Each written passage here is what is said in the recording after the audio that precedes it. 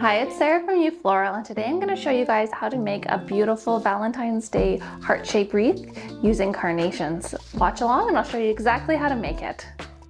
So for supplies, we're going to need some carnations. You need a ton of carnations for this. It's best if they are already open, but if they're a little bit too closed, you can force them open, and I'll show you guys how to do that in another video actually, so make sure you take a look at that. I've got some sphagnum moss here that's wet. I've got some wreath wrap, which is essentially just plastic that is quite stretchy.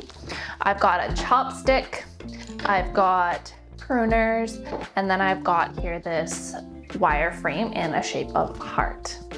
So to start building your arrangement, you're going to start with your moss and your wreath frame. To start off, I'm going to take my sphagnum moss here, and it's already wet, so I don't need to add any moisture to it.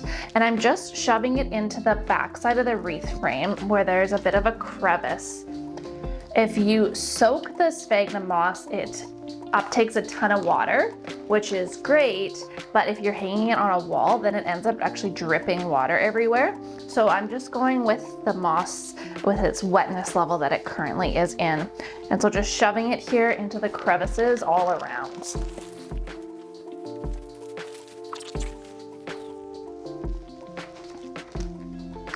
So now I've got the sphagnum moss in the entirety of this wreath frame, and now it's time to take my wreath wrap and attach it around the frame.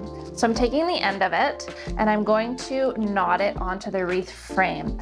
So if I find a piece that has, or a section that I can tie onto, I just do a fairly simple knot here. And then I'm going to take my wreath wrap and I wrap it around the full length of the wreath frame. This is a really messy job. So wrap it around like this, like so, and you have to pull hard in between because you want to make sure that the sphagnum moss is really firmly encased in it. And I'm just staggering my wraps and going the full way around my wreath frame. I'm slightly layering each time and pulling hard to make sure that the moss is well encased into the wire frame.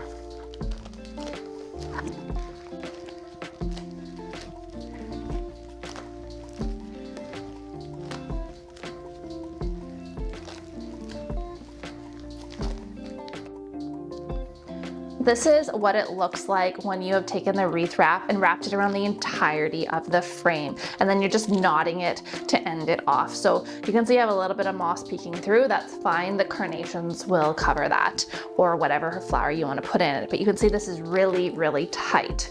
So now it's time to add in our carnations.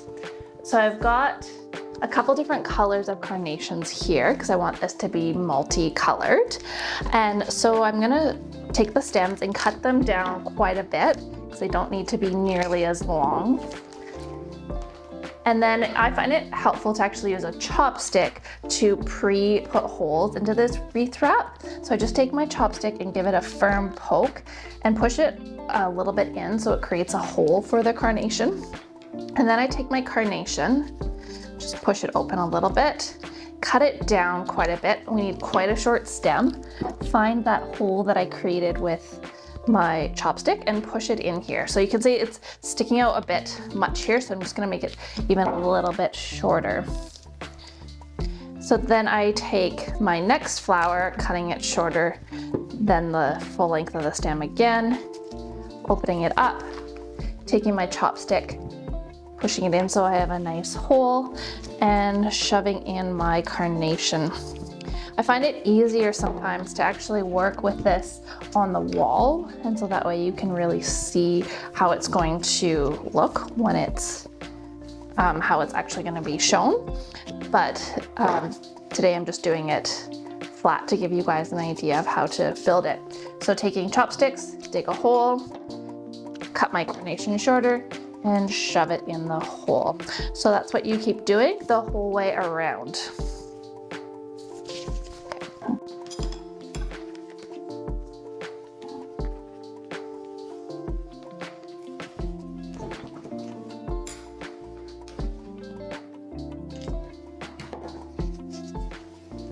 So I find it a little bit easier to actually work on the wall here. So I've started with a few carnations here, and I'm just going to keep building it as I described, with pulling in a chopstick to make the hole, so that way I can easily shove my carnation in. Sometimes I like to do a couple holes with my chopstick, and then I'm just taking my carnations that are cut short and just shoving it into the hole.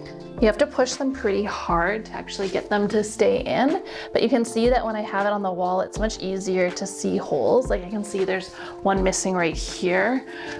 So that way I can just take my chopstick, make a little hole for it, and then that way I can fill in any spots that need to be filled in. So I'm just gonna keep doing that, going the whole way around here.